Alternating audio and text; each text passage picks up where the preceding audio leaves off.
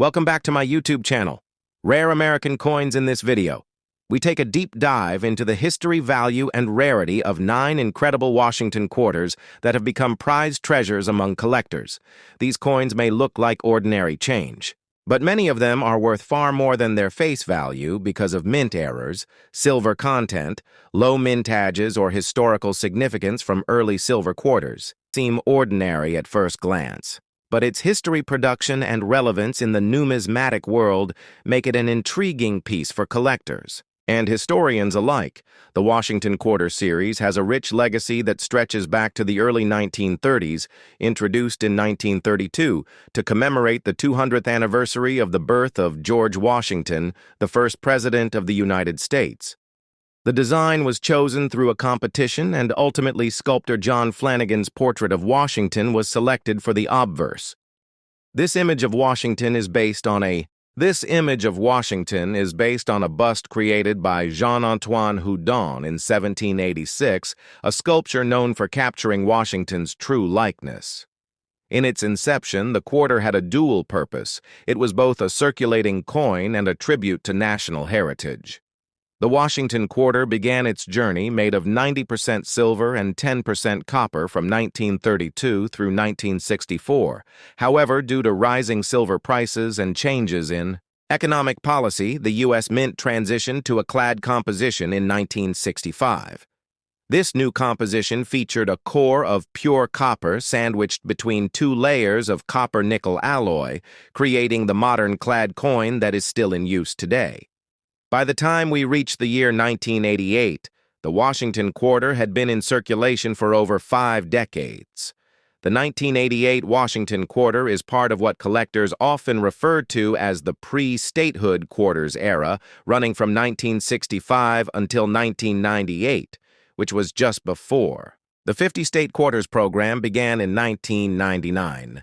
These quarters were minted for regular circulation and feature John Flanagan's design on the obverse, and an eagle with outstretched wings on the reverse, a symbol of strength and freedom. The 1988 quarters were minted at 3 different locations: the Philadelphia Mint, the Denver Mint, and a limited number as proof coins at the San Francisco Mint. The Philadelphia coins are marked with a P, the Denver with a D, and the San Francisco proof coins with an S. It is important to note that proof coins were not intended for circulation, but rather for collectors, and are struck with specially polished dies that give them a mirror-like appearance.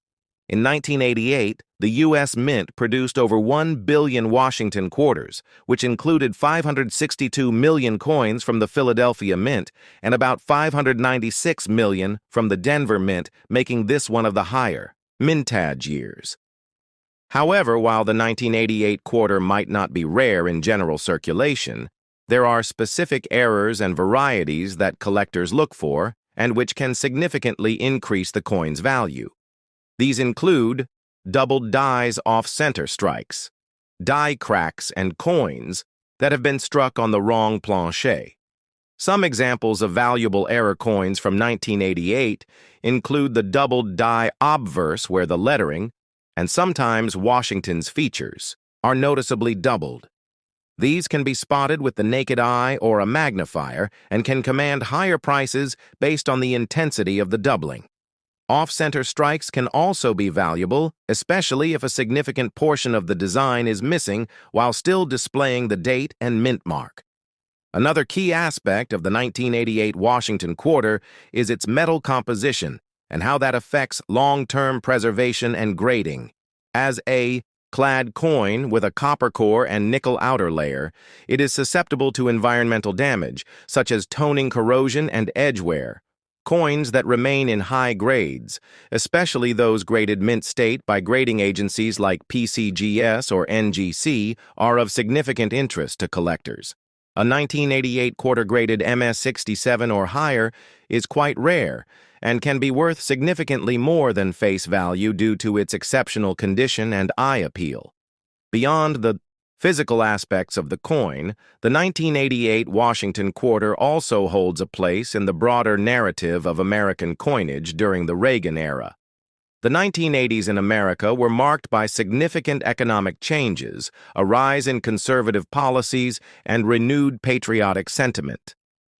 The Washington Quarter continued to serve as a symbol of national pride during this time, quietly facilitating commerce and reflecting the enduring legacy of the nation's first president.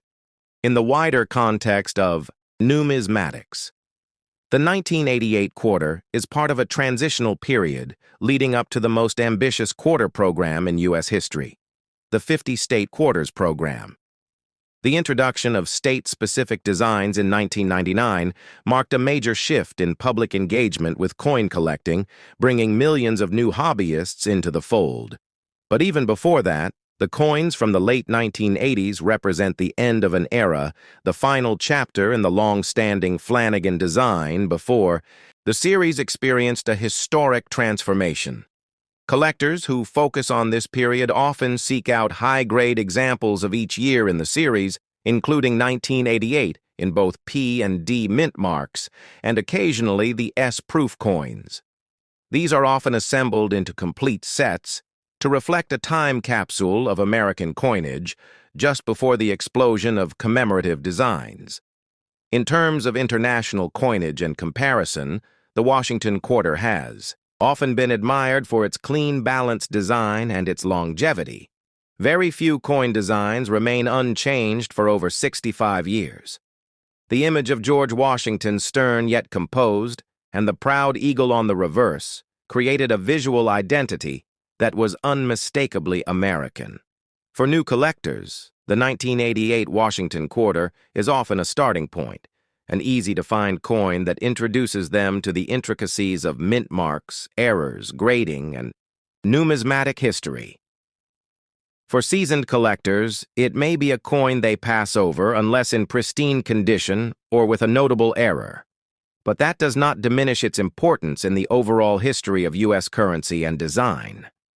Finally, the Washington Quarter, including the 1988 version, remains a key example of how coinage reflects more than just economic utility. It represents artistry, national values, and the evolving identity of a country.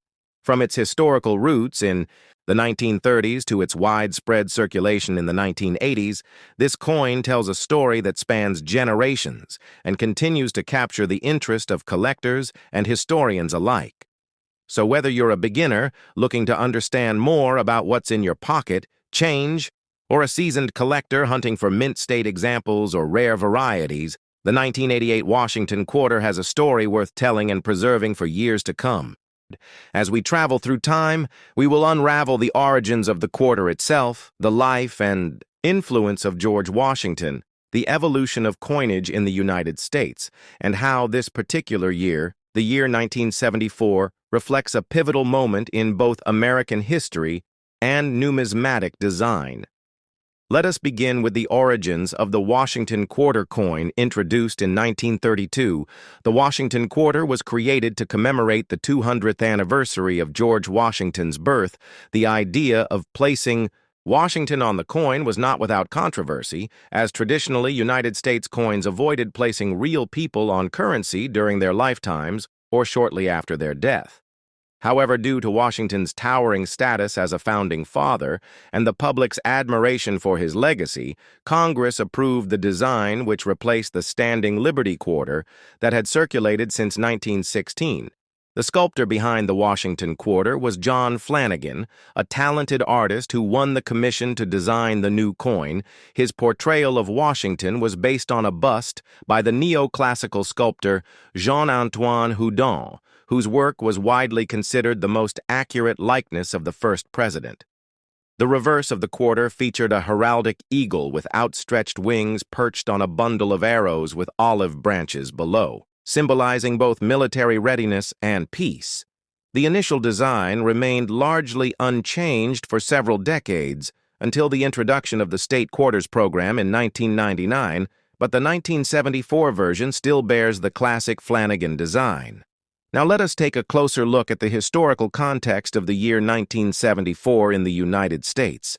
It was a time of significant change, political tension, economic uncertainty, and shifting cultural attitudes the Watergate scandal had rocked the nation, leading to the resignation of President Richard Nixon in August of that year, marking the first time a sitting American president had resigned from office.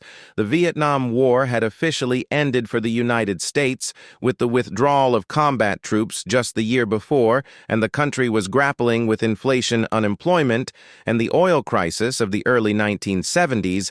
This environment of upheaval was reflected in many areas, including the U.S. Mint, which faced challenges in coin production, material sourcing, and public trust. The 1974 Washington quarter was struck at 3 different mints: the Philadelphia Mint, the Denver Mint, and the San Francisco Mint. Each mint left its unique mark on the coins, although quarters struck in Philadelphia bore no mint mark. Those from Denver carried a small D, and those from San Francisco had an S, while the San Francisco Mint typically produced proof coins intended for collectors that year. It also struck regular business strike coins for circulation, a relatively rare event that adds a layer of complexity for collectors today. In terms of composition, the 1974 quarter was made of a copper-nickel clad structure consisting of an outer layer of 75% copper and 25% nickel bonded to a pure copper core. This composition had replaced the previous 90% silver design in 1965 as part of the Coinage Act of 1965, signed by President Lyndon B. Johnson. This shift was a response to the rising cost of silver and was intended to prevent hoarding and reduce the government's losses in minting coins. Although the 1974 quarter contains no silver, its place in numismatic history remains strong due to its historical context and collectible variations. Among these variations are the rare errors and die varieties that can make a seemingly common coin highly valuable to collectors. Some 1974 quarters exhibit doubling on the obverse or reverse, which is known as a doubled die variety. Others may display off-center strikes, clipped planchets, or unusual strike-through errors where foreign materials become embedded in the coin surface during minting. These errors occur during the high-speed mass production process at the mint, and while unintentional, they create unique and often highly sought-after pieces for numismatists. Additionally, the condition of the coin plays a major role in its value. Coins that have never been circulated or handled, and which maintain their original mint luster, are called mint state coins, and are graded on the Sheldon scale from MS-60 to MS-70, with higher numbers indicating better preservation. A 1974 Washington quarter in MS-67 or above can command significant premiums, especially if certified by major grading services such as PCGS or NGC. Proof coins from 1974, which were struck with specially prepared dies and polished blanks for a mirror-like finish, are also valued highly, especially those that have been well preserved over the years. Let us also consider the symbolism of the Washington quarter and its role in American society for nearly a century. This coin has represented stability, continuity, and national pride. Its consistent design reminds citizens of their shared heritage and history. George Washington, as the father of the nation, remains a powerful symbol of leadership, honesty, and dedication to democratic ideals. His presence on the quarter serves not only as a tribute, but as a reminder of the values on which the country was founded. As we dig deeper into the minting process, we can explore how a quarter is born from the initial creation of the master, dies to the transfer hubs, and working dies, which ultimately strike the coin planchets at immense pressures and speeds. Each step requires precision, metallurgy, and engineering. The U.S. Mint utilizes massive Schuler and Grabiner coin presses to produce millions of coins per day, with each press capable of striking hundreds of coins per minute. Yet, even with all this advanced technology, errors can still occur, leading to the unique anomalies that fuel the fascination of collectors worldwide. Throughout this journey, we must not forget the human element, the designers, engravers, mint workers, and inspectors who bring these coins to life. Each coin is a product of craftsmanship as well as machinery, and each tells a story not only of the year it was struck, but of the people who made it possible from the early days of the mint in 1792 to the modern era of high-speed digital minting. The legacy of the Washington Quarter continues to evolve. Collectors of the 1974 Washington Quarter often seek to complete sets that include coins from all three mints in both circulated and uncirculated conditions, as well as proof examples and known error varieties. This task requires patience, research, and often a keen eye at coin shows, auctions, and online marketplaces. The thrill of the hunt is part of what makes numismatics so rewarding, and the 1974 quarter offers a perfect example of a coin that is both accessible and rich in historical depth.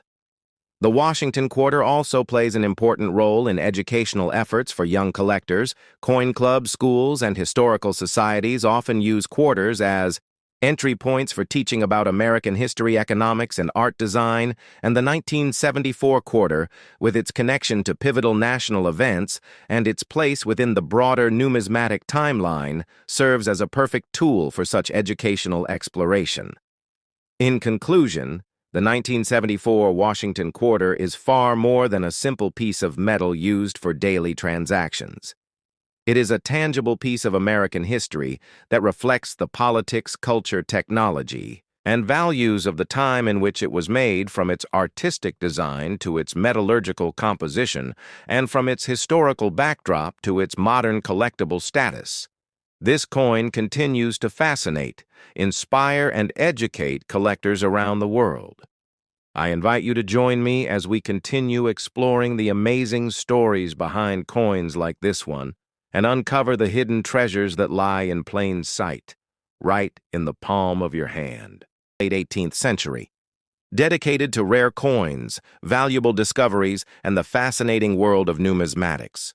Today we delve deep into the history, significance, and numismatic details of the 1972 Washington Quarter, a coin that continues to attract collectors, historians, and enthusiasts alike for its historical context, design attributes, minting variations, and its place in American economic and cultural evolution.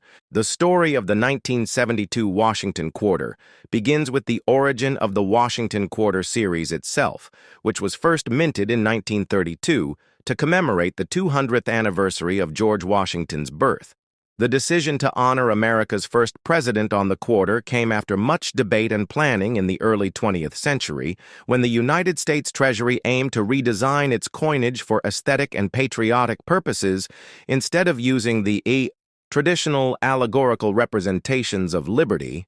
A movement led by Treasury Secretary Andrew W. Mellon suggested the coin should depict an American hero, in this case George Washington, to inspire national pride during a time of economic hardship as the Great Depression gripped the nation. The chosen design was by sculptor John Flanagan, whose right-facing bust of Washington was selected over other artistic submissions, including a popular design by Laura Garden Fraser. Though Flanagan's rendition was somewhat controversial for not being as stylistically refined, it ultimately became a staple of American coinage for decades and has remained largely unchanged on circulating quarters until the state quarters program began in 1999. The 1972 Washington Quarter came at a time of significant historical and economic developments in the United States. The country was dealing with post-Vietnam War transitions, Cold War tensions, and domestic economic instability, including the end of the Bretton Woods system, the growing energy crisis, and inflationary pressures, which influenced how Americans viewed money and savings. The quarter served not only as a means of commerce, but also as a cultural artifact reflecting the resilience and continuity of American ideals and leadership through the image of George Washington. In terms of composition, the 1972 quarter was minted in the so-called copper-nickel clad format, a change that began in 1965 following the Coinage Act of 1965, which eliminated silver from circulating dimes and quarters due to rising silver prices and hoarding behavior. The new quarters consisted of an outer layer of 75% copper and 25% nickel bonded to a core of pure copper. This change allowed for greater coinage output at lower costs and ensured the continued availability of small-denomination currency. The 1972 quarters were minted in 3 locations: Philadelphia, Denver, and San Francisco. The Philadelphia quarters bear no mint mark, while the Denver coins are marked with a small D and the San Francisco coins with an S.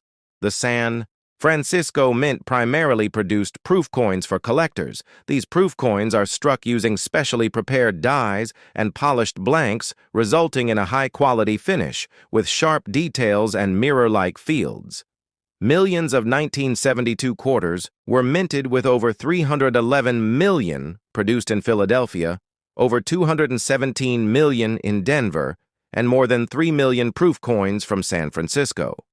Although the large mintage numbers suggest that most 1972 quarters are common in circulated condition, there are many factors that influence a coin's value and collectability, including strike quality, mint, mark location, die varieties, planchet errors, and overall preservation. A closer look at minting technology of the time reveals how even small inconsistencies could lead to collectible varieties. For example, double die obverse or reverse errors occur when the coin die receives a misaligned impression from the hub, resulting in doubled features on the coin. Such varieties are highly sought after by collectors and can significantly increase the coin's value depending on severity, visibility, and rarity in the case of the 1972 Washington quarter. There are known minor die varieties and errors, though none are as prominent as those seen in other years. Nevertheless, searching for small anomalies like die, cracks off center strikes, clipped planchets, or repunched mint marks can be a rewarding pursuit for dedicated numismatists. The obverse of the 1972 quarter retains the classic Flanagan portrait of George Washington with the word Liberty inscribed above the date 1972 below and the motto, "In God We Trust," to the left of Washington's profile over the decades. This design has become deeply ingrained. American visual culture symbolizing leadership and stability. The reverse features a heraldic eagle with outstretched wings clutching a bundle of arrows with olive branches below, and the inscriptions United States of America and quarter dollar. Surrounding the image, the eagle symbolizes strength and the olive branches peace, a duality that reflects the nation's global posture during the 1970s. Analyzing the broader historical context of 1972 gives more depth to the coin's narrative that year. President Richard Nixon was re-elected in a landslide victory despite the beginnings of the Watergate scandal, which would unravel the presidency in the years to come. Internationally, the United States was adjusting to a shifting global order as relations with China opened up and the Soviet Union remained a central concern economically. The U.S. saw the unraveling of the gold standard inflationary pressures and stagnation challenges that influenced public trust in financial institutions and, by extension, the physical money in their hands.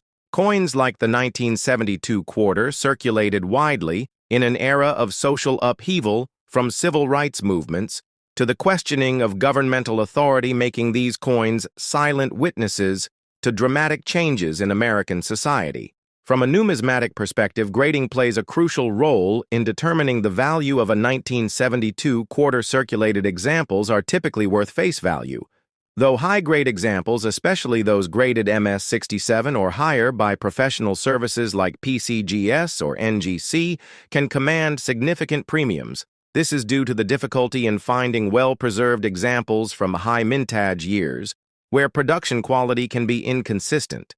Collectors often seek quarters with full detail, minimal contact marks, and strong luster in both business strikes and proofs.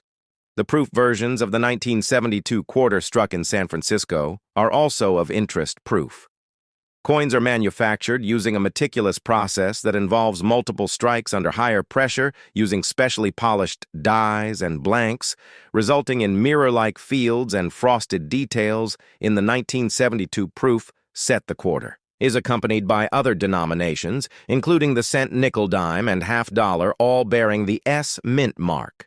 These sets were sold by the U.S. Mint in specially packaged sets for collectors and remain popular in the numismatic community. Beyond their physical and aesthetic features, Coins like the 1972 Washington quarter serve as educational tools for learning about the minting process, U.S. history, monetary policy, and design evolution. They are also stepping stones for new collectors who often begin their journey with accessible series like the Washington quarters before progressing to more specialized or rare coin collections. Many young collectors start by pulling quarters from circulation, checking dates, mint marks, and condition, and eventually learning about the deeper historical significance behind these seemingly ordinary objects. In conclusion, the 1972 Washington quarter represents more than a 25-cent piece of currency. It embodies decades of American tradition, the legacy of the Founding Fathers, the economic shifts of the 20th century, and the artistry of coin design.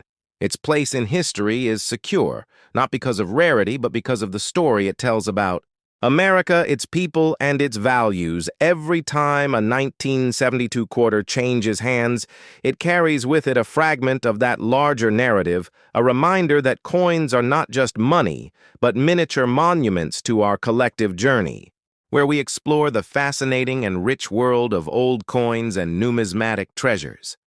And today, we are going deep into the long and intricate history of the 1974 Washington quarter, a coin that many of us have seen countless times but few truly understand in terms of its historical context, metal content, minting variations, collector demand, and potential value in the coin market.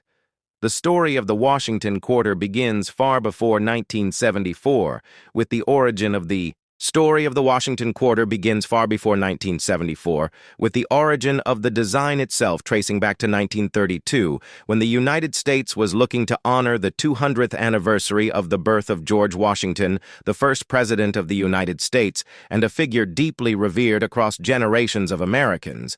The original design was submitted as part of a competition where several renowned artists competed.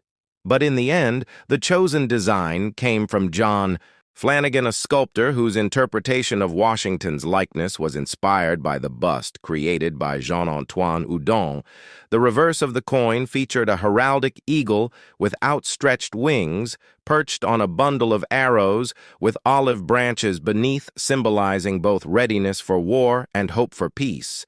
This design became an iconic representation of American strength and values, and it remained largely unchanged for decades, including the year 1974, which is our focus today. The 1974 Washington quarter was minted at a time of economic change and cultural transition in the United States.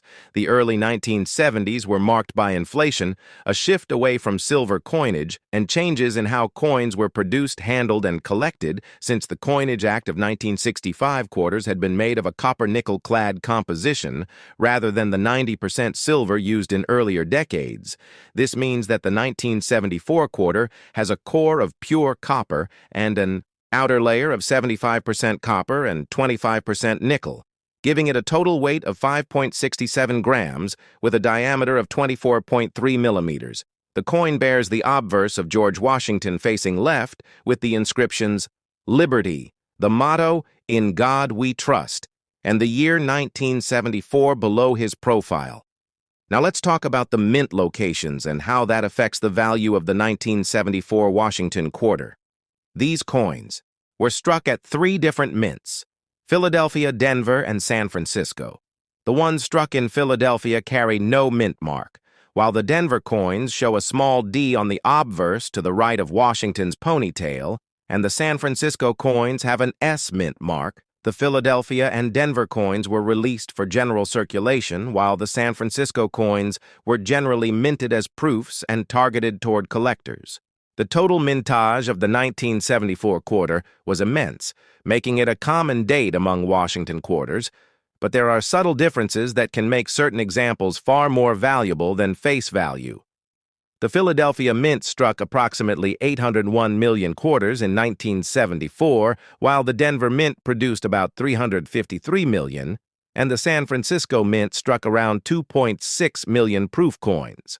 What makes the 1974 quarter interesting from a collector's standpoint is not just the sheer numbers, but the condition variations. dye varieties, and minting anomalies that occasionally occurred during production over such large quantities. Condition is everything in coin collecting, and that brings us to the concept of coin grading.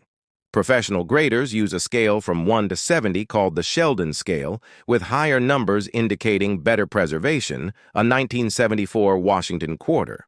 In heavily circulated condition may not be worth much above face value, but in mint state or uncirculated grades, especially MS65 or higher, the value can begin to climb dramatically. Collectors also prize full strike coins, especially those with full details on Washington's hair and the eagle's feathers on the reverse. Another factor to consider is luster, or the brilliance of the coin's surface, which can be lost over time due to handling exposure and improper storage. Let's now take a closer look at the proof coins from San Francisco, which were struck with special dyes, polished blanks, and multiple strikes to bring out mirror-like fields and frosted details. These coins were not intended for circulation and usually came in sealed sets, purchased directly from the mint. Although common in terms of overall quantity, these proof coins are sought after in high grades, especially when they are free of haze or spotting and maintain. Strong contrast between the frosted devices and the mirror backgrounds, known as cameo or deep cameo, finishes the presence of these visual characteristics can significantly increase the market value. There are also error coins from 1974 that can be worth much more than typical examples. Errors, such as off-center strikes, clipped planchets, double dyes, and struck-through errors where foreign material interfered with the strike, can all be quite valuable to collectors. One of the most sought-after errors in the Washington Quarter series is the double die. Especially if visible on the date or lettering while not officially confirmed, as existing for the 1974 issue, collectors remain on the lookout for any die varieties or anomalies that could drive interest and demand. Beyond physical aspects, the 1974 quarter reflects a moment in American monetary and cultural history. It was minted just after the U.S. officially ended the Bretton Woods Agreement, which had tied the dollar to gold, and at a time when inflation was beginning to impact the economy, the cost of metal production was rising, which explains why the U.S. had already moved away from silver content in its circulating coinage nearly a decade prior. The copper-nickel composition of the 1974 quarter ensured durability and cost-effectiveness, but also marked the end of an era when coins had intrinsic metal value. The coin is both a monetary instrument and a historical artifact, capturing the design ethos and economic strategy of the mid-20th century. Collectors who focus on Washington quarters often assemble full-date and mint-mark sets, and the 1974 coin plays a central role in any complete collection of clad quarters from 1965 to 1998. This period is sometimes overlooked compared to the earlier silver issues, but it is gaining respect, especially as high-grade examples become harder to find due to natural attrition from circulation and wear. Finding a 1974 Washington quarter in pristine condition can be a challenge, and prices at auction reflect the scarcity of such coins, with examples in MS67 and above fetching significant sums due to their rarity and demand from registry set collectors. Registry sets are competitive collections registered with grading services like PCGS and NGC, where collectors aim to assemble the finest possible set of a given coin series. The 1974 quarter plays a pivotal role in such sets, and that contributes to the rising prices seen at auction for top-grade coins over the past decade. Prices for high-grade Washington quarters have increased steadily as demand grows, and the supply of well-preserved examples remains limited. Coins with strong eye appeal, sharp strikes, and original luster are especially prized and can command premiums many times face value. In conclusion, the 1974 Washington quarter is more than just pocket change. It is a product of historical forces, artistic legacy, minting technology, economic change, and collector passion. Whether you are searching through your change in values, Today we are going to explore in great detail the rare and intriguing 1972 Washington quarter and three of its most valuable variants. This video is designed to guide both new collectors and seasoned numismatists through the full historical journey of this coin, its production background, the mintage details, the rare errors and varieties that have made it famous among collectors and how it fits into the larger story of American coinage history. The story of the 1972 Washington quarter begins with the man himself, George Washington, the first president of the United States, whose face would eventually become a defining symbol of American coinage. The Washington quarter was first introduced in 1932 as part of the bicentennial celebration of Washington's birth, and it replaced the standing Liberty quarter which had been in circulation since 1916. The choice to put Washington on the quarter was both a tribute and a practical design change initiated by the Treasury Department and supported by the American public. The original design was created by sculptor John Flanagan, and over time, it became one of the most recognized coins in the United States. By the time we reached the year 1972, the Washington quarter had been in production for exactly 4 decades. The coin retained its original obverse portrait of Washington, while the reverse still featured the heraldic eagle design that had become familiar to generations of Americans. However, what makes the 1972 Washington quarter especially fascinating to collectors today are 3 very specific varieties that emerged due to minting errors and unusual production conditions which occurred that year at the Philadelphia, Denver, and San Francisco mints, and it is these varieties that we will explore in detail today. Let us first understand the standard mintage for the 1972 quarter. The Philadelphia Mint, which at the time did not use a mint mark, struck over 215 million quarters. The Denver Mint, identified by the small d mint mark, produced over 311 million quarters, while the San Francisco Mint focused primarily on proof coins, struck just over 3 million of those. These proof coins were struck multiple times to ensure clarity and sharpness and were never intended for general circulation. Now, among these millions of coins, there exist a few that, due to mechanical mishaps, design imperfections, or hub misalignments, ended up being drastically different and therefore highly collectible today. The first rare variety we must discuss is the 1972 double die obverse. This error was created during the die-making process when the hub that impresses the coin's image onto the die made a slight shift or doubled impression. This caused certain areas of the coin, especially the date, the word Liberty, and the motto, "In God We Trust," to appear doubled under magnification or even to the naked eye. This doubling can be dramatic or slight, and the more dramatic examples command higher values in the collector market. This type of error is one of the most sought after in all of American numismatics, and its presence in the 1972 quarter series makes this coin exceptionally special.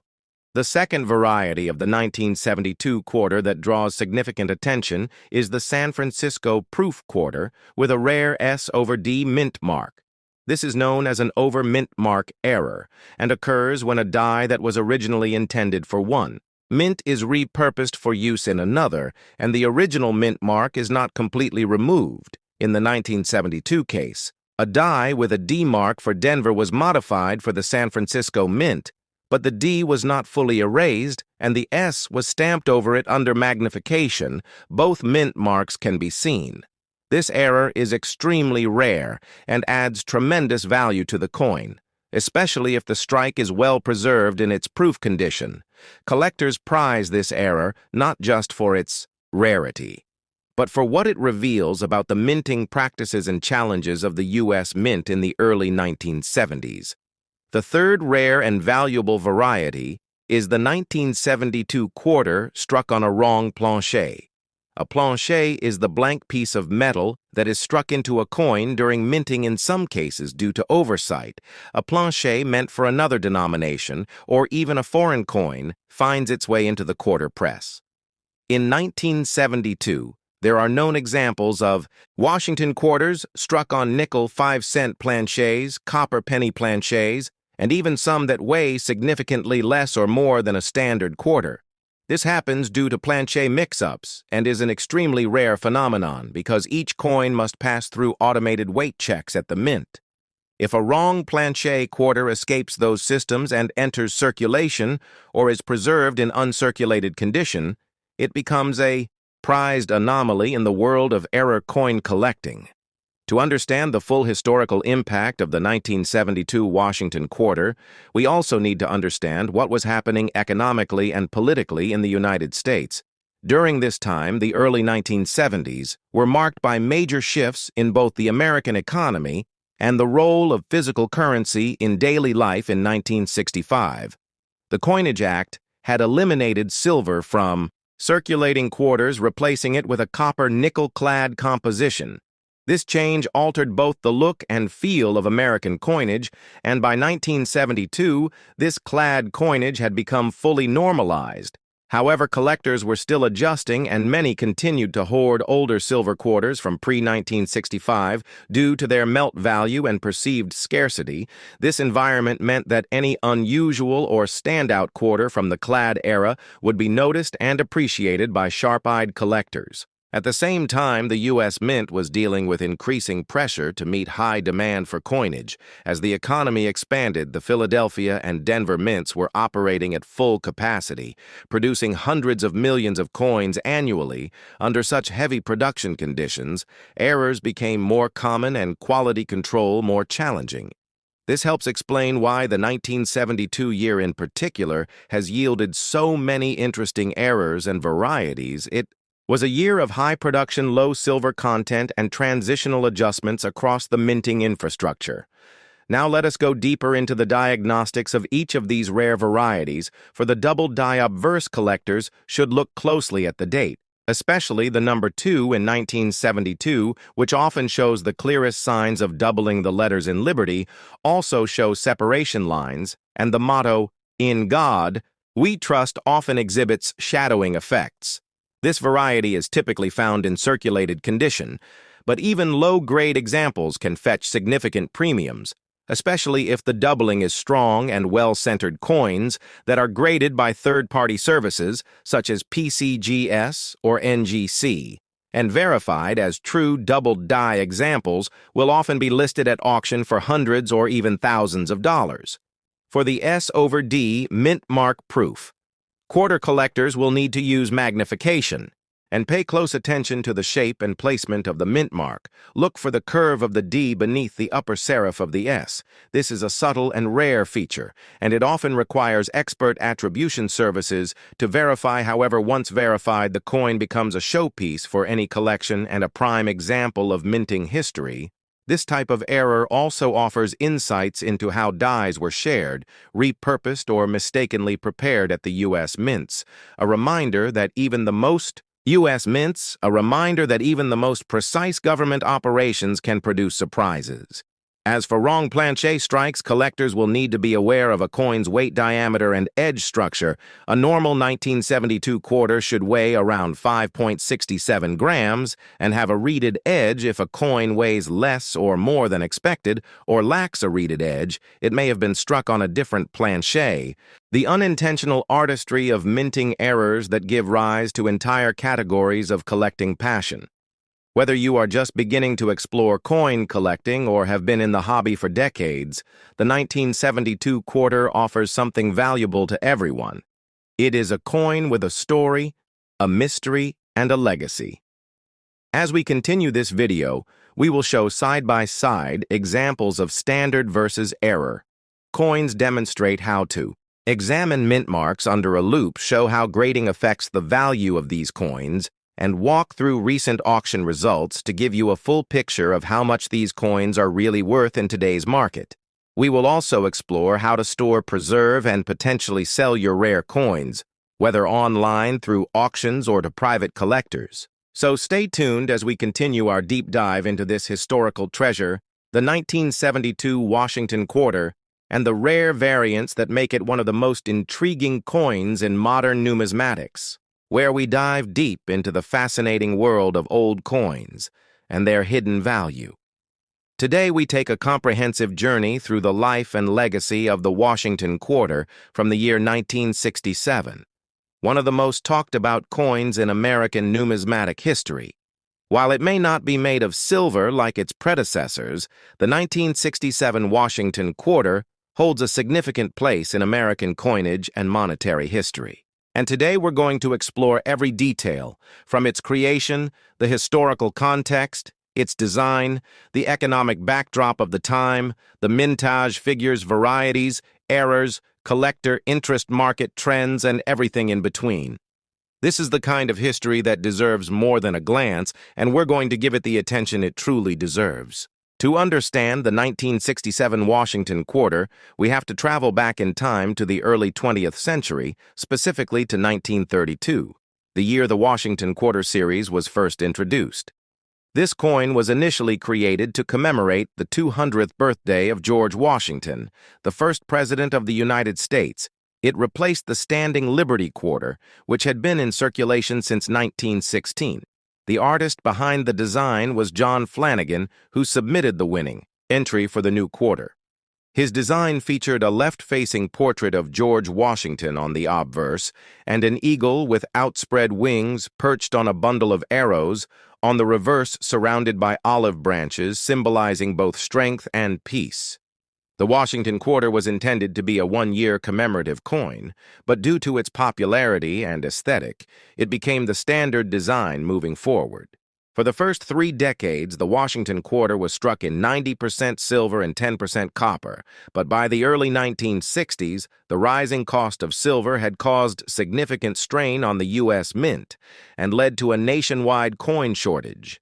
This was a time of economic pressure, inflation, and concerns over the intrinsic value of coins exceeding their face value.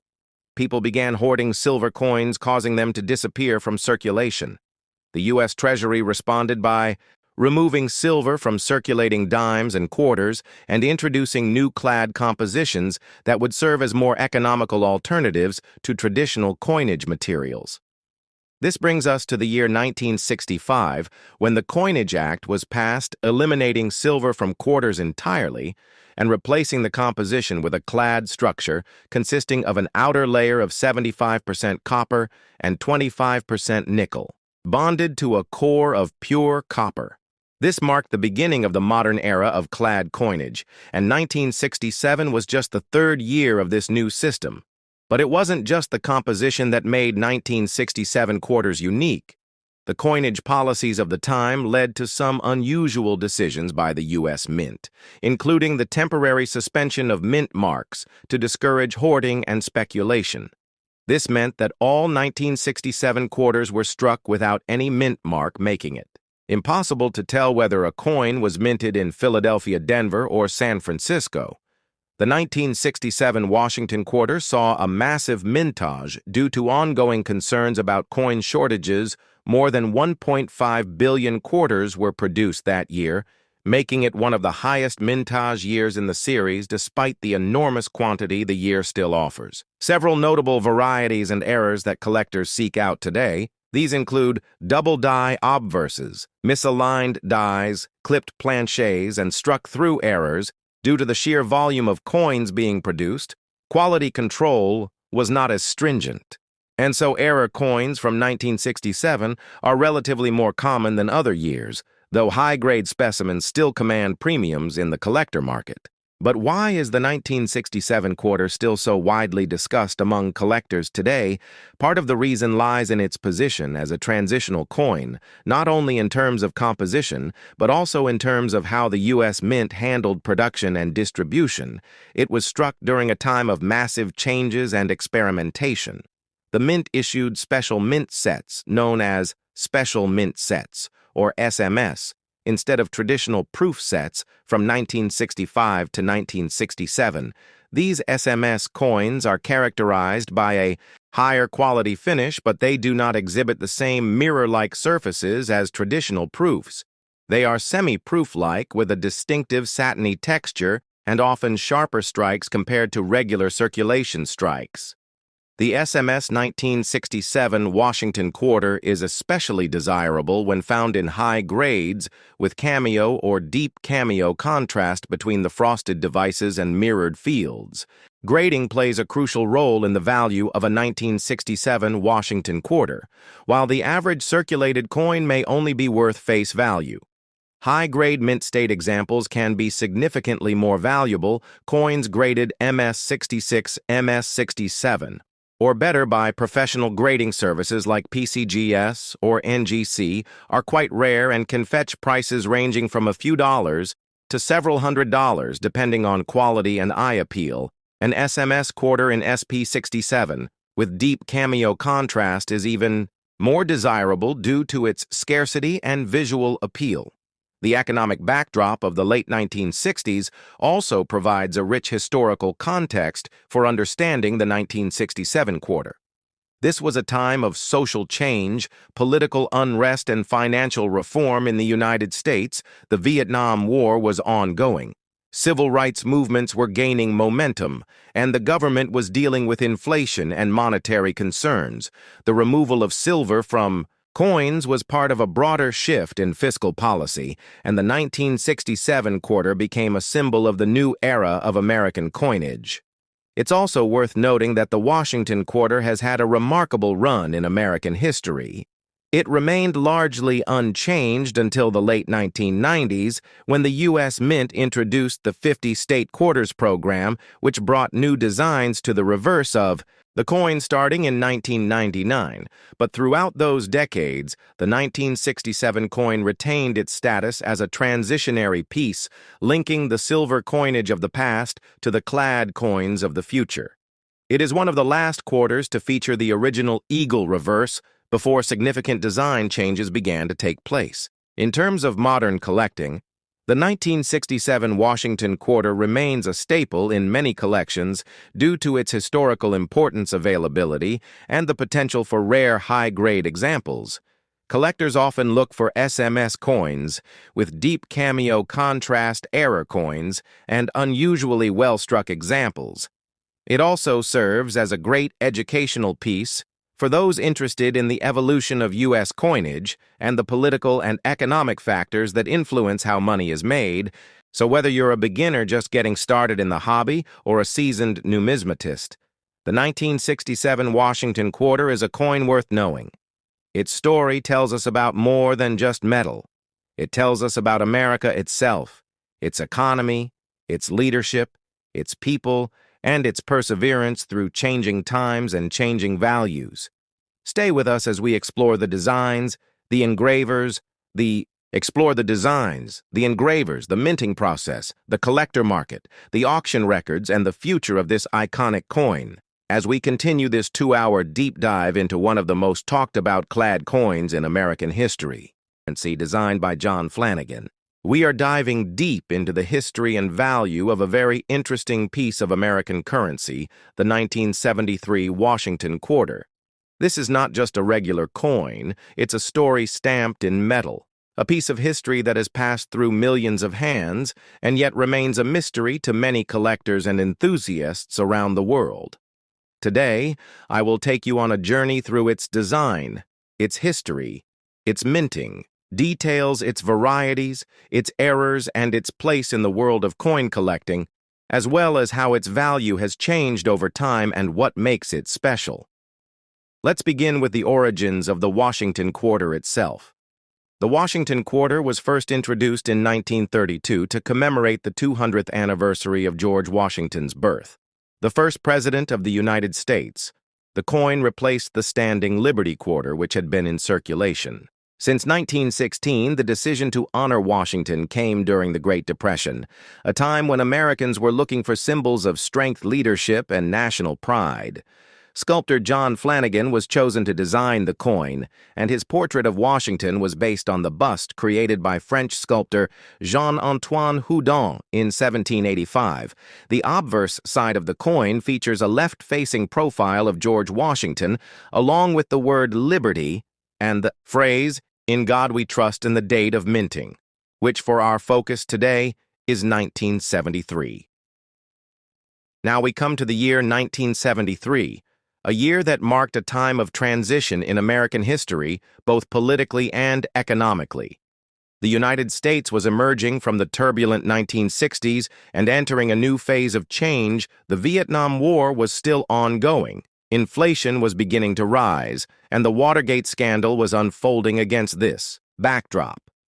The U.S. Mint continued to produce the Washington quarter for general circulation, and that year the coins were struck at two main facilities, the Philadelphia Mint and the Denver Mint. The Philadelphia quarters bear no mint mark, while the Denver quarters are marked with a small D to the right of Washington's ponytail. The Washington quarters minted in 1973 were composed of copper and nickel as the last 90% silver quarters had been issued in 1964. The composition of the coin is known as clad, which means it has a core of pure copper and outer layers of a copper-nickel alloy. This change in composition was introduced in 1965 in response to the rising cost of silver and was part of the Coinage Act of 1965, which permanently ended the use of silver in most circulating coins, including the dime quarter and half dollar. The diameter of the 1973 Washington quarter is 24.3 millimeters, and its weight is 5.67 grams. Its reeded edge and standard thickness are consistent with the quarters we use today. And while millions of these coins were minted, not all of them are created equal, and that is where things start to get interesting for collectors and investors. In 1973, the Philadelphia Mint produced over 346 million quarters, while the Denver Mint struck over 232 million.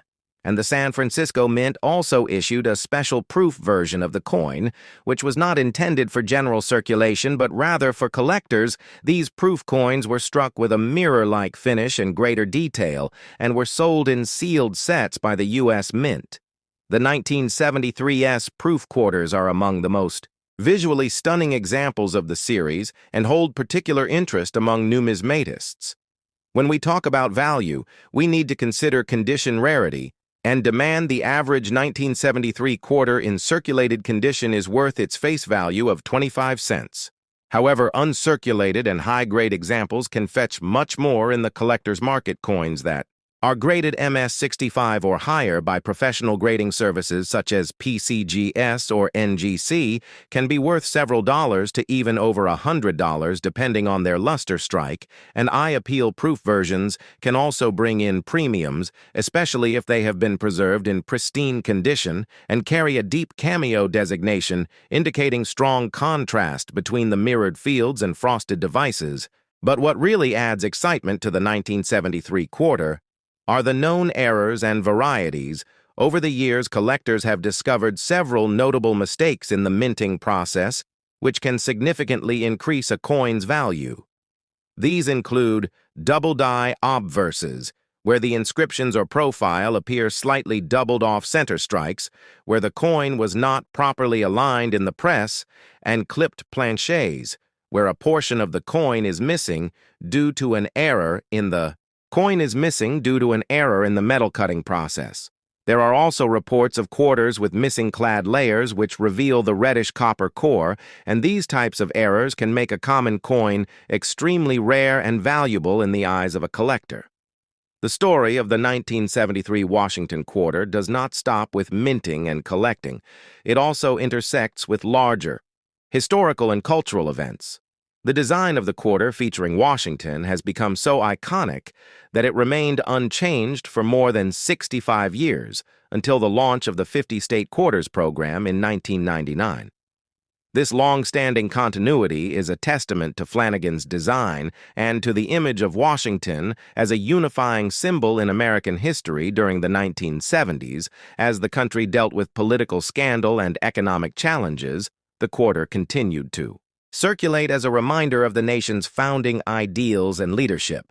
Collectors today often seek to build complete sets of Washington quarters, which include one coin from every year and mint mark, and the 1973 issues are an essential part of that collection, although not considered rare in a general sense. High-grade and error examples of the 1973 quarter continue to attract strong interest and can be a rewarding find for anyone searching through pocket change or old coin rolls. There are even communities and online forums dedicated to identifying and discussing these coins and their unique characteristics, with members sharing their discoveries, tips, and auction results. The values of these coins are often driven by this collective interest and the thrill of finding something extraordinary in the ordinary. So what should you look for if you want to find a valuable 1973 quarter? First, examine the coin for any signs of errors such as doubling, missing layers, or misalignments. Next, check the condition. Sharp details and a lack of wear can suggest higher value. Finally, if you believe you have a potentially valuable specimen, consider submitting it to a professional grading service which can authenticate and grade the coin and give it a market value that buyers trust. Whether you are a seasoned numismatist or a casual enthusiast, the 1973 Washington quarter offers a fascinating window into American history, minting technology, and the world of coin collecting. It's a coin that tells a story not only of the man whose image it bears, but of the people who used it, the hands it passed through, and the times in which it circulated. So the next time you come across a 1973 quarter, take a closer look, because that small piece of metal could be much more than spare change. It could be a piece of history waiting to be rediscovered. And that concludes our deep dive into the history and value of the 1973 Washington quarter. If you enjoyed this video, make sure to like, subscribe, and hit the bell icon for more in-depth content on rare coins, valuable finds, and hidden treasures.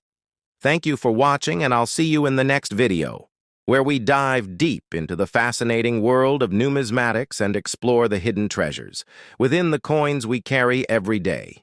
Today, we're going to journey through time and value as we explore the 1985 Washington quarter, its history, design, production, and the legacy it has left in American coinage. We'll also look into the broader world of old coin values. So sit back, relax, and get ready for an in-depth ride through numismatic history. Let's start by understanding the Washington quarter itself, a coin that was first minted in 1932 to commemorate the 200th anniversary of George Washington's birth.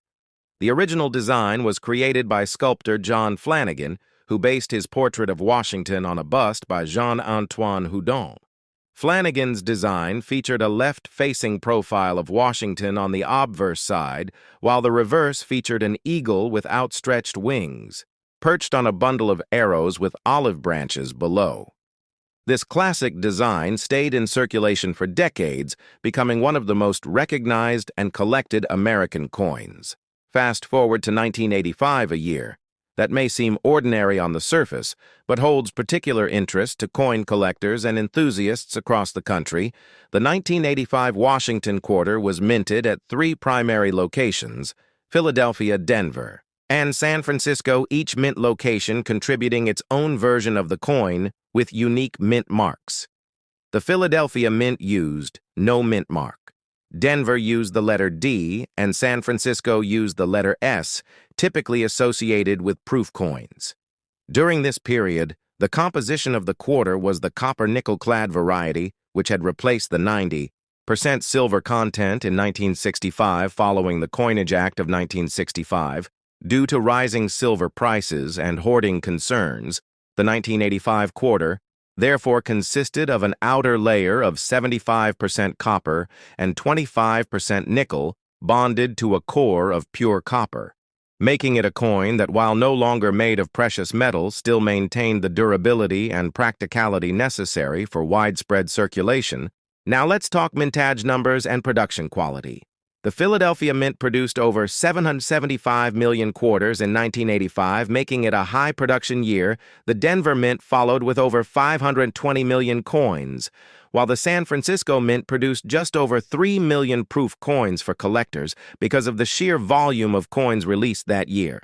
The 1985 Washington quarter isn't considered rare in circulated condition. However, what makes certain examples valuable are mint errors, pristine condition, and high grades given by professional grading services like PCGS or NGC. Among the most sought-after 1985 quarters are those in mint state condition, particularly those graded MS67 or higher, which are considered to be in exceptional shape and are often worth far more than their face value. Even more exciting are the mint errors that, occasionally surface in the numismatic market. These can include double dies, off-center strikes, misaligned dies, and other anomalies that occurred during the minting process. For example, a double die obverse, where parts of the design appear. Doubled can drastically increase the coin's value due to its rarity and collector demand. Proof coins from the San Francisco Mint deserve a spotlight as well. These coins were struck with special dies on polished blanks, resulting in a mirror-like finish and sharp details. Though they were not intended for circulation, they have become prized collector items, and their condition is typically better preserved than their circulated counterparts. The value of these proof coins depends greatly on their condition, whether they are deep cameo or ultra cameo, and if they have retained their original luster without any signs of toning or handling.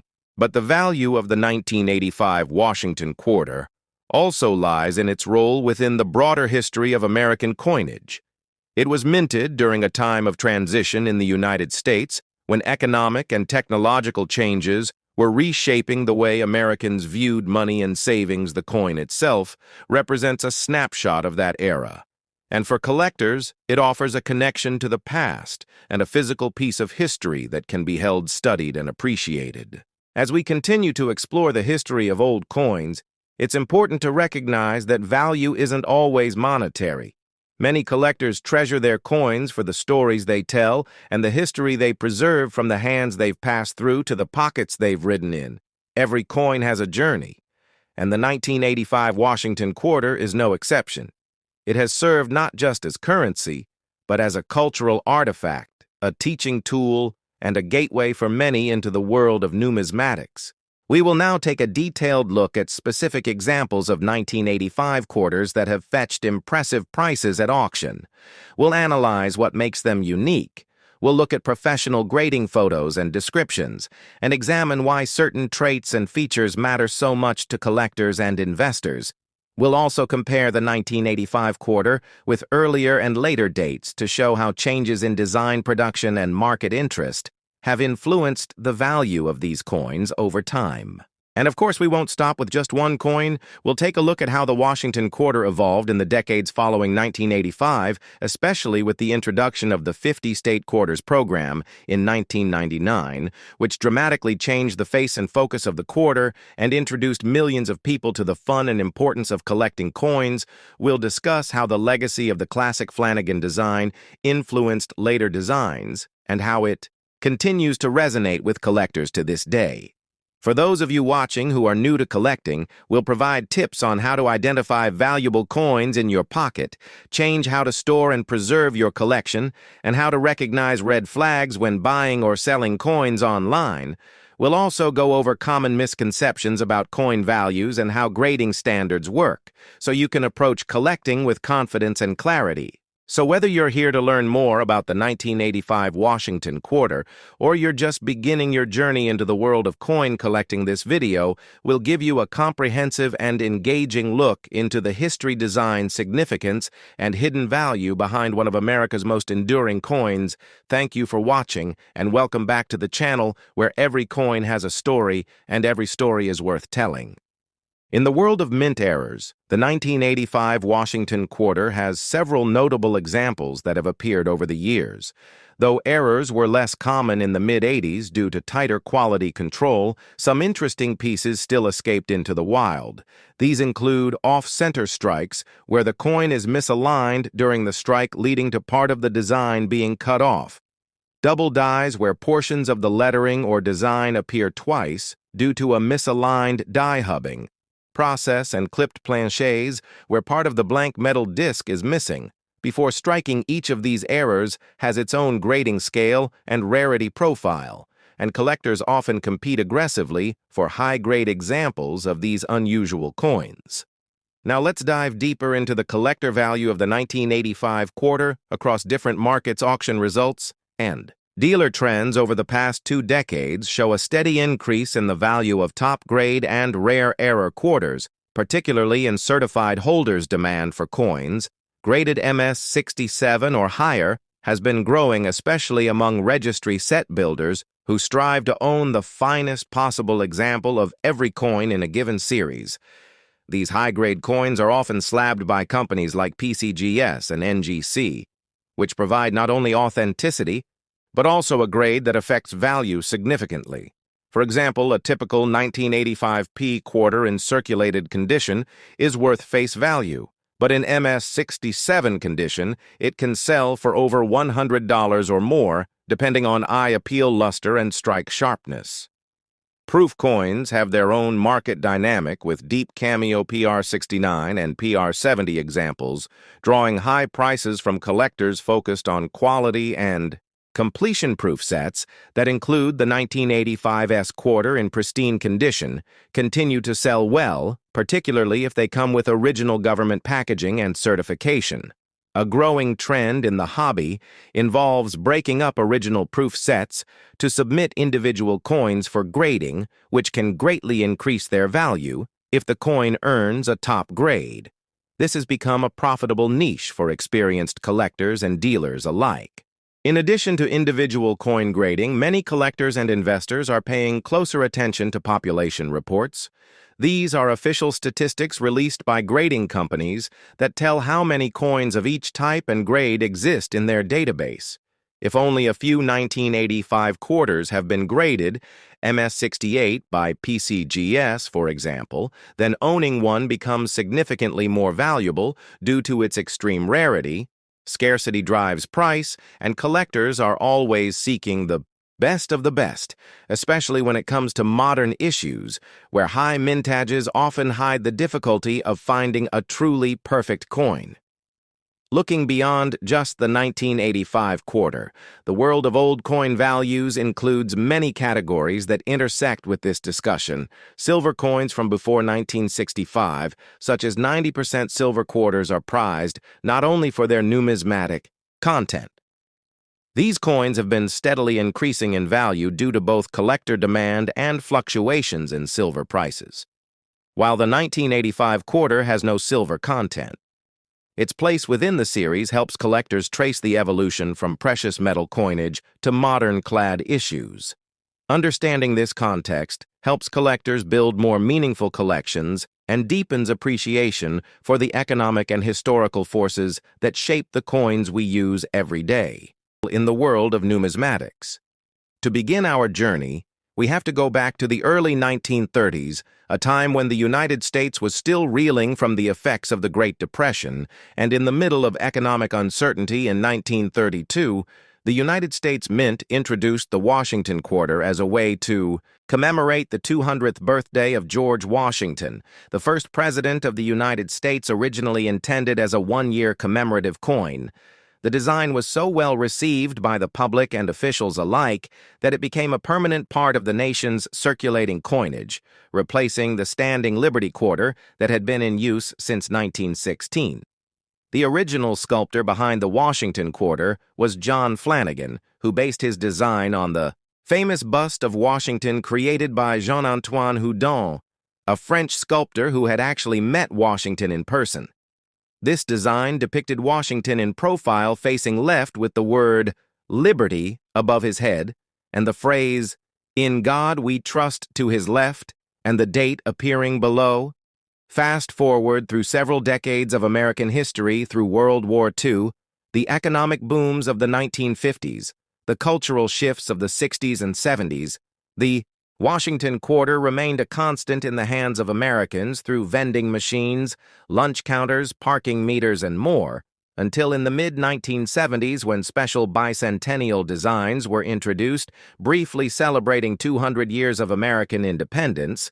The Washington Quarter resumed its standard design in 1977 and continued into the 1980s. By the time we reached 1986, America was in a very different place under the Reagan administration. Economic growth and technological innovation were shaping a new era, and the coins of this time are subtle reflections of this national character. The 1986 Washington Quarter was minted in Philadelphia and Denver, with a proof version also struck at the San Francisco Mint The Philadelphia Mint used the P Mint mark, the Denver Mint used the D mark, and the San Francisco proof carried an S on the coin just below Washington's ponytail on the obverse. In terms of composition, the 1986 quarter was made of a copper-nickel clad combination featuring an outer layer of 75% copper and 25% nickel bonded to a core of pure copper. The total weight of the coin came in at 5.67 grams with a diameter of 24.3 millimeters and a reeded edge, which was a standard feature carried over from earlier silver coinage. The reeded edge originally helped prevent coin clipping, where dishonest individuals shaved small amounts of precious metal off the edges of coins, and this tradition continued even when the coins no longer contained silver. Now let's turn our attention to the value and significance of the 1986 quarter in today's market. While millions of these coins were minted, and the vast majority were used in everyday transactions, there are specific examples that can be extremely valuable to collectors. For example, quarters in uncirculated condition, particularly those that have been professionally graded and encapsulated by organizations such as the Professional Coin Grading Service or Numismatic Guarantee Company, can command higher values. Coins that Welcome back to my YouTube channel, where we uncover the hidden stories and true value of old coins. Today, we begin an incredible journey into the world of the 1980 Washington quarter. A coin that may seem ordinary at first glance, but in reality holds layers of history, design, evolution, minting processes, and collector significance that most people overlook. As we step into the rich background of the Washington quarter, we have to travel back not just to 1980, but all the way to 1932, the year this coin series was first introduced in celebration of the 200th anniversary of George Washington's birth. The United States Mint chose to honor the first president of the United States with a circulating commemorative coin that eventually became one of the most widely recognized and circulated coins in American history. Designed by sculptor John Flanagan, the Washington quarter replaced the Standing Liberty quarter, which had been in circulation since 1916 and had gained both admiration and criticism over its short lifespan. Flanagan's design featured a bold and dignified profile of George Washington facing left with the word "Liberty" above, and the national motto, "In God We Trust," to the left, along with the date below on the reverse. The original design showcased a powerful eagle with wings spread and a bundle of arrows beneath it, symbolizing strength and readiness, with olive branches below as a message of peace. This design remained largely unchanged for decades and became a cornerstone of American pocket change. By 1980, the Washington quarter had already seen a number of changes. Though subtle, they reflected both advances in minting technology and shifts in the needs of circulation and collector interest. By this time, silver had been removed from quarters entirely since 1965 due to rising costs and the need to preserve precious metal resources. The Coinage Act of 1965 mandated the removal of silver from dimes and quarters, transitioning them to a copper-nickel clad composition. This meant that by 1980, the quarters were made of an inner core of pure copper and outer layers of copper-nickel, creating a durable and cost-effective solution that maintained the coin's weight and size, but affected its overall tone and wear patterns in circulation. Now let's focus specifically on the 1980 Washington quarter. This coin was struck at 3 United States Mint facilities in Philadelphia, Denver, and San Francisco, each mint mark telling a small part of a larger story. The Philadelphia Mint issued coins without a mint mark, as was standard at the time. The Denver Mint quarters carried a D mint mark, while the San Francisco Mint, which primarily handled proof coins, produced 1980 quarters with an S mint mark meant for collectors and not intended for general circulation. The production numbers were immense, with hundreds of millions of coins produced across all 3 facilities. But what makes the 1980 quarter truly fascinating is not just its mintage numbers, but its place in the numismatic landscape of the late 20th century. At this time, coin collecting was evolving from a niche hobby into a more mainstream interest, catalyzed by a growing awareness of coin errors. Varieties and historical narratives surrounding U.S. coinage collectors began to pay close attention to details like die variations, minting errors, plancher anomalies, and condition grading, all of which affected the market value of a coin that might otherwise appear common in the case of the 1980 Washington quarter. One of the most sought-after varieties is the 1980 D quarter, with a repunched mint mark also known as RPM. This occurs when the mint mark is stamped more than once, but not in exactly the same position, creating a slight doubling effect that is visible under magnification, though subtle. This type of variety adds a premium in collector markets and is cataloged and certified by major grading services such as PCGS and NGC. Another point of interest lies in the condition of the coin, with high-grade examples in mint state, especially MS-66 and above, commanding significantly higher values compared to their circulated counterparts. In terms of design integrity, the 1980 quarter maintained John Flanagan's classic vision, though by this time many coins began to show wear due to decades of circulation changes in die technology, and minting efficiency also led to sharper details on some 1980 issues depending on die state and strike quality. So when evaluating a 1980 quarter, one must consider not only the mint mark and date, but also the sharpness of the strike, presence of luster, absence of contact marks, and overall eye appeal, all of which factor into its numismatic value. It's important to recognize that even coins produced in the millions can become rare in high grades, especially if preserved in original bankrolls, mint sets, or found in exceptionally well-struck condition. Beyond the coin itself, the broader historical context of 1980 offers additional richness to our narrative. This was a year of transition for the United States, marked by economic shifts, political changes, and the continued evolution of American culture. The U.S. Mint was adapting to increasing public interest in coinage, driven by inflation fears and the growing popularity of collecting as an investment. The numismatic press was booming with new publications, dealers, and conventions, creating a thriving environment for coin education and exchange. In this backdrop, the 1980 Washington quarter circulated widely across the country, playing its role in daily commerce while quietly becoming a piece of collectible history. We can also explore the legacy of the Washington quarter through its long life, leading up to the redesign in 1999 with the launch of the 50-state quarters program, an initiative that revolutionized public interest in U.S. coins and led to a dramatic increase in coin collecting across all age groups. But the pre-1999 quarters, such as the 1980 issue, remain a staple of traditional collections, particularly among those who appreciate the historical consistency of Flanagan's original vision and the physical characteristics of clad coinage that defined a generation of U.S. currency. As we journey further into this video, we will look at real examples of 1980 quarters under magnification review coin grading techniques used by professionals, assess price trends from auction records and online marketplaces, and study how storage, handling, and time affect the condition and value of these coins. We'll break down the differences between proof and business, strike coins, examine the role of third-party grading services, and understand what makes a 1980 quarter worth a few cents or hundreds of dollars, depending on rarity, variety, and preservation.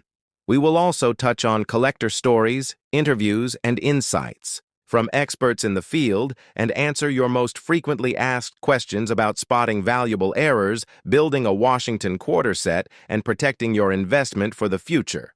So stay with me as we dive into every facet of the 1980 Washington quarter, its historical roots, design significance, minting variations, market performance, and collector appeal.